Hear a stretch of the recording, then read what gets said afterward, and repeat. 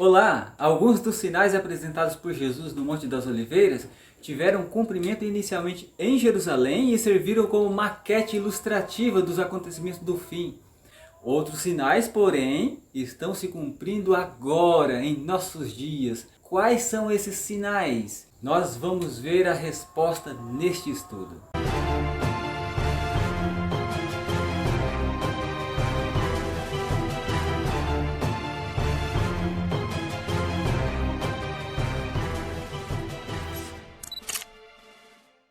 Sejam bem-vindos a mais um vídeo aqui no canal A Verdade Presente. Esse é o sexto estudo da série Ouvindo a Voz de Deus e o tema desse estudo é Sinais da Volta de Cristo. Então, antes da gente começar esse estudo, eu quero convidar a você para ir aí na descrição desse vídeo e baixar esse estudo aqui em PDF, o guia de estudo para você acompanhar esse estudo bíblico. Tá aí na descrição, vai lá, clica no link e baixa esse estudo para você acompanhar tanto esse estudo quanto os outros estudos de toda essa série. Bem, quando Jesus estava no Monte das Oliveiras, antes da sua crucifixão, os discípulos fizeram uma pergunta para Jesus. E a pergunta é: que sinal haveria da tua vinda e da consumação do século? Isso está lá em Mateus 24, verso 3. Então Jesus passou a enumerar uma série de sinais que aconteceria no mundo antes da sua vinda. E nesse estudo nós vamos explorar 3 tipos de sinais que Jesus enumerou que haveria antes da sua vinda. Quais são eles? Sinais no mundo social, sinais no mundo natural e sinais no mundo religioso. Então, que sinais seriam vistos no mundo social antes da volta de Cristo? Eu quero convidar você a ler comigo. Mateus 24, verso 6 diz: "E certamente ouvireis falar de guerras e rumores de guerras. Vede, não vos assusteis, porque é necessário assim acontecer, mas ainda não é o fim." Verso 7, "Porquanto se levantará nação contra nação, reino contra reino, e haverá fome e terremotos em vários lugares." E o verso 10, "Nesse tempo muitos hão de se escandalizar, trair e odiar uns aos outros." E agora, segunda carta de Paulo a Timóteo, capítulo 3, verso 1 a 4.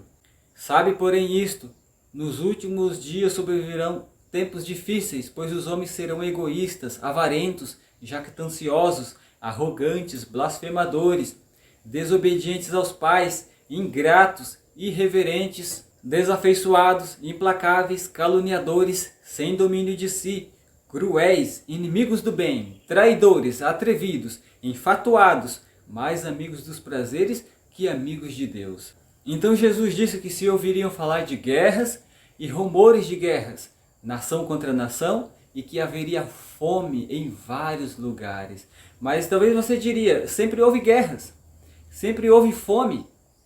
Porém, nos últimos dias, nesses últimos tempos, a frequência de guerras tem se intensificado cada vez mais. A frequência de rumores, a intensidade tem aumentado cada vez mais. Só para você ter uma ideia, no século XX, ocorreram 2 guerras mundiais. Nunca na história desse mundo houve guerras que envolvessem os continentes todos do mundo. É claro que nem todos os países estiveram envolvidos nessas 2 últimas guerras mundiais. Porém, países de todos os continentes estiveram envolvidos. E essas guerras ocorreram entre 1914 a 1918, a Primeira Guerra, e a Segunda Grande Guerra Mundial, de 1939 a 1945. Por isso, o século passado é conhecido como o século da violência, o século XX. Foram 120 milhões de combatentes, 2 trilhões de dólares gastos, 80 milhões de mortos entre civis e militares. Aí sem falar também das pestes e das epidemias. Ultimamente, uma pandemia, como nunca antes, a AIDS, a vaca louca, o vírus Ebola, cânceres e outras doenças, e agora esse vírus. Agora vamos entender quais foram os 3 grandes sinais do mundo natural que indicariam a proximidade da volta de Jesus. Acompanhe comigo Mateus 24, o verso 7. "Porquanto se levantará nação contra nação, reino contra reino, e haverá fome e terremotos em vários lugares." Agora eu quero chamar a sua atenção para um sinal natural que Jesus falou nesse verso, que são os terremotos. Agora vejamos a progressão dos grandes terremotos. No século XVI, houve 4 grandes terremotos.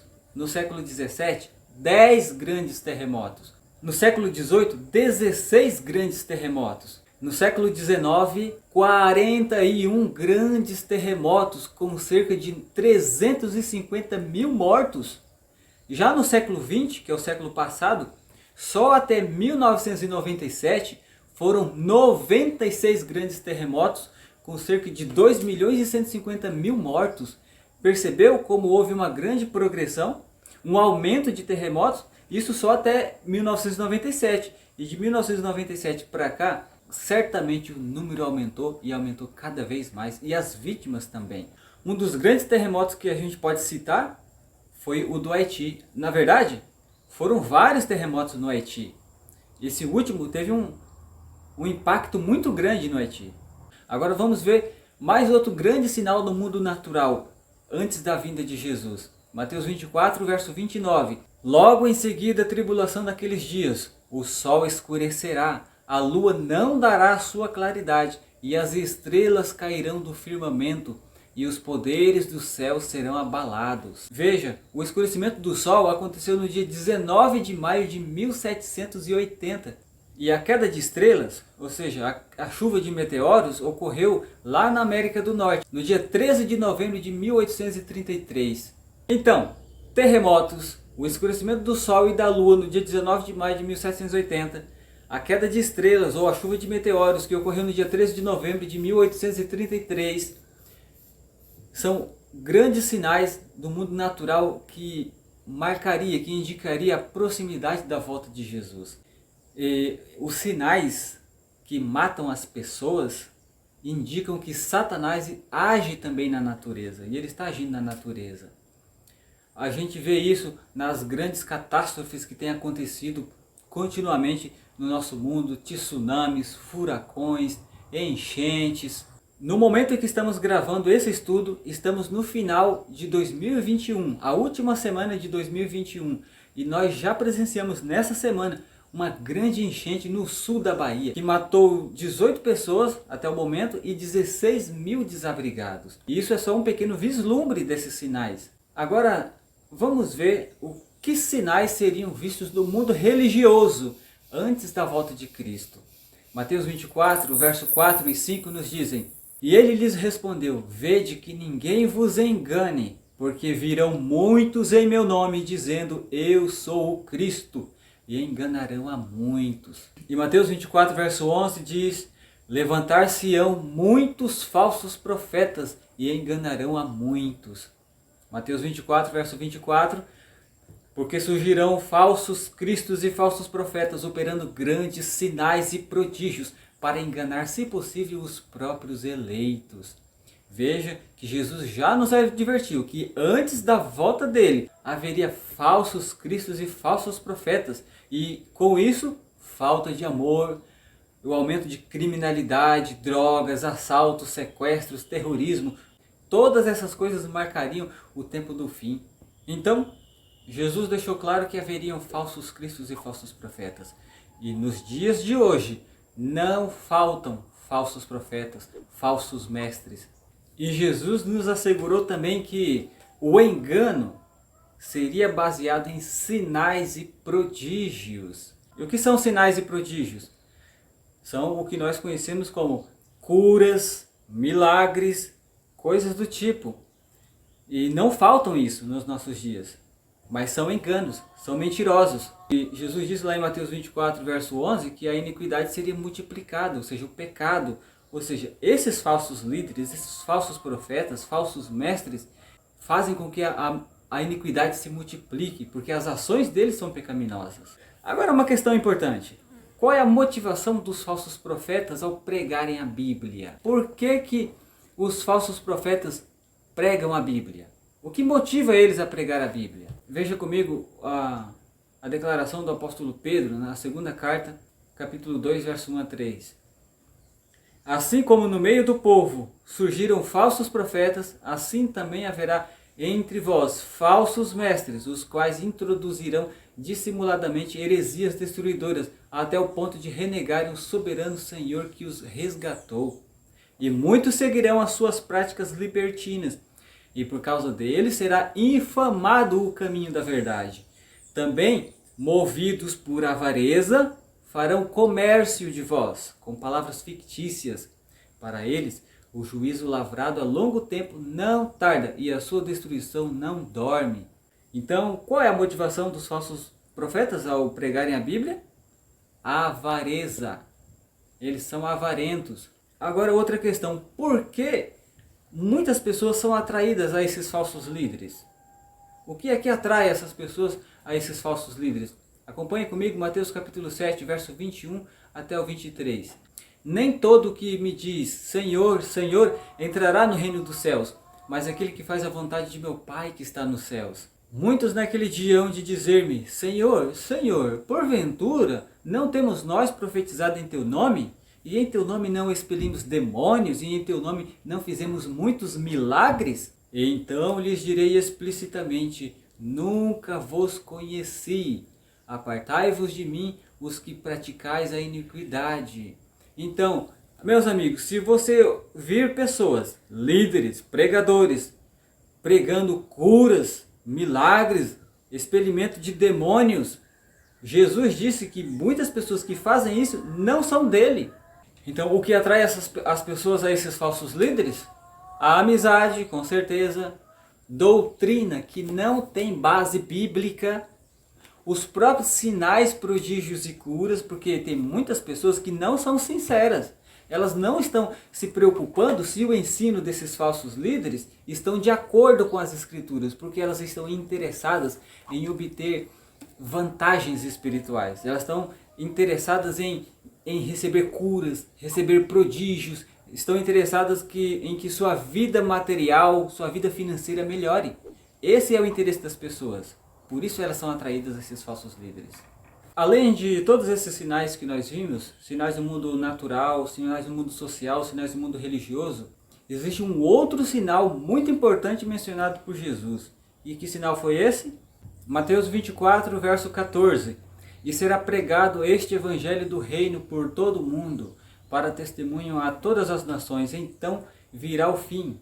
Então, a pregação do evangelho verdadeiro em todo o mundo é o grande sinal. Então, quando a última pessoa que não conhece o evangelho de Jesus, o verdadeiro evangelho de Jesus, quando ela conhecer e ela tiver a oportunidade de tomar a decisão ao lado de Jesus ou não, então virá o fim. O apóstolo Paulo fala de um outro evangelho que está sendo pregado também. Está lá em Gálatas capítulo 1, verso 6, um outro evangelho que não é o verdadeiro. Então, o que fazer para a gente não ser enganado? Primeira carta de João, capítulo 4, verso 1, dá-nos a resposta. Amados, não deis crédito a qualquer espírito. Antes provai os espíritos se procedem de Deus, porque muitos falsos profetas têm saído pelo mundo afora. Então o que a gente deve fazer? Provar se o ensino está de acordo com a palavra de Deus. Então por que é que Deus nos manda provar o ensino dos profetas? Por que é importante provar? Mateus capítulo 7, verso 15, diz o seguinte: acautelai-vos dos falsos profetas que se vos apresentam disfarçados em ovelhas, mas por dentro são lobos roubadores.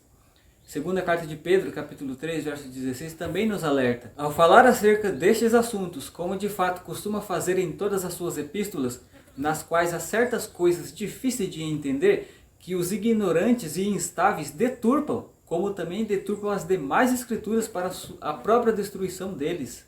Então veja aqui, meus amigos, de acordo com esses textos que nós lemos, Mateus capítulo 7, 2 Pedro 3, Deus nos manda provar o ensino dos profetas, por quê? O engano não é tão diferente da verdade. Ele é mais parecido com a verdade do que com o erro. Você pode ter 99% de verdade e 1% de erro. E é por isso que é difícil de notar, de perceber. E também para comprovar se o que é ensinado está de acordo com a Bíblia. Nós precisamos disso. E na Bíblia nem tudo é fácil de entender. O apóstolo Pedro está falando que algumas coisas que o apóstolo Paulo ensina são difíceis de entender. E por isso que algumas pessoas podem deturpar. Agora, como é que nós podemos saber se uma doutrina é verdadeira? João capítulo 7, verso 17 diz: se alguém quiser fazer a vontade dele, conhecerá a respeito da doutrina, se ela é de Deus ou se eu de fato falo por mim mesmo.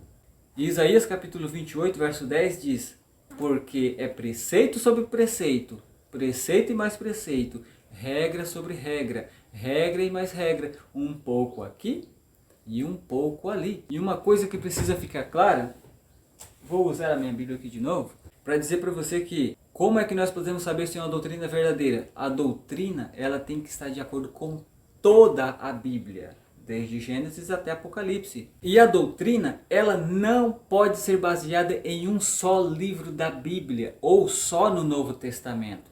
Sabe por quê?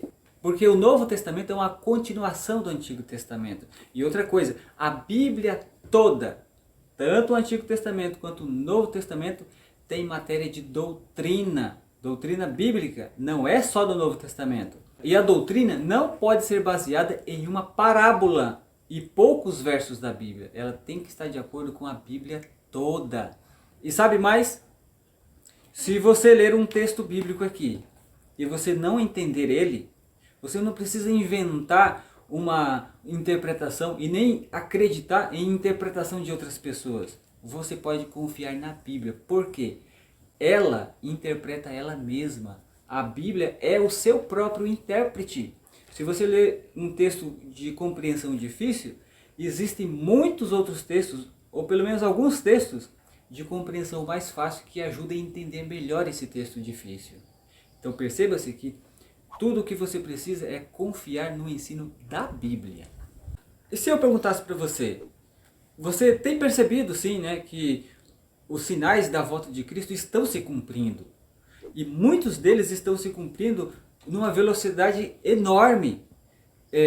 Precisa haver mais catástrofes no mundo? Precisa haver mais falsos profetas, falsos ensinos? Precisa haver mais fome, mais guerras? Você acha que precisa haver mais calamidades nesse mundo antes que Jesus venha? Se acontecer, tudo bem. Eu posso acreditar que você também crê que já é muito. Nós não suportamos tanta coisa mal nesse mundo. Então, se os sinais da volta de Jesus estão se cumprindo, por que Jesus ainda não voltou? Segunda carta de Pedro, capítulo 3, verso 9, nos responde: não retarda o Senhor a sua promessa, como alguns a julgam demorada.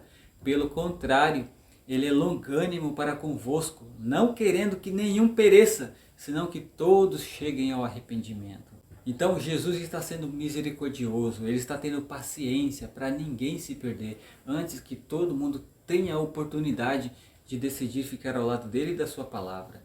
E qual é a atitude que nós devemos ter no tempo do fim? Jesus disse lá em Lucas capítulo 21, verso 28, ora, ao começarem estas coisas a suceder, exultai e erguei a vossa cabeça, porque a vossa redenção se aproxima.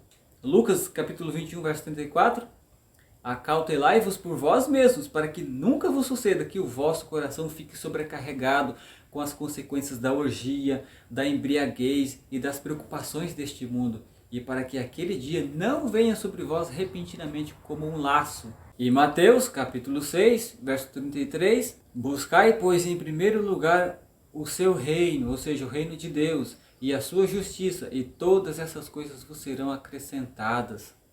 Então o que é que nós devemos fazer? Exultar, alegrar-nos grandemente e erguer a nossa cabeça, não andar desanimado, cabisbaixo por causa das coisas ruins que estão acontecendo no mundo. E nós devemos buscar a Deus em primeiro lugar, porque o tempo da nossa redenção está se aproximando, meus amigos. Então, vamos resumir o estudo de hoje, recapitulando tudo que nós aprendemos. Nós aprendemos que os sinais da vinda de Cristo estão se cumprindo, e um grande sinal que indica a proximidade da volta de Cristo é a pregação do Evangelho em todo o mundo. 2 evangelhos estão sendo pregados, o verdadeiro e o falso. Nós devemos provar se a doutrina ensinada está de acordo com a palavra de Deus. E no tempo do fim, nós devemos erguer a cabeça e buscar a Deus em primeiro lugar. Bem, meus amigos, estamos chegando ao final desse estudo e nós não podemos concluí-lo sem fazer um compromisso de fé. Se você chegou até aqui nesse estudo, você crê que nós estamos vivendo no tempo do fim? Amém? E você deseja conhecer e praticar a doutrina que está de acordo com toda a Bíblia? Se sim, amém por isso. E você quer se preparar para a volta de Jesus? Se sim, amém. Deus seja louvado e que Deus te ajude nesse compromisso de fé. E no próximo estudo, desde que os nossos primeiros pais transpuseram os portais do Jardim do Éden, depois de terem desobedecido a Deus, então os filhos de Deus aguardam o dia em que o pecado e suas tristes consequências terão fim. E quando é que isso vai acontecer? Na volta de Cristo. No próximo estudo nós vamos ver mais detalhes sobre esse assunto. Então, meu amigo, se você é novo, se você é nova por aqui, não se esqueça de se inscrever no canal, deixar o seu like, compartilhar esse vídeo para alguém, assim como você, ter acesso a esse estudo. Então, que Deus abençoe você e até o próximo estudo.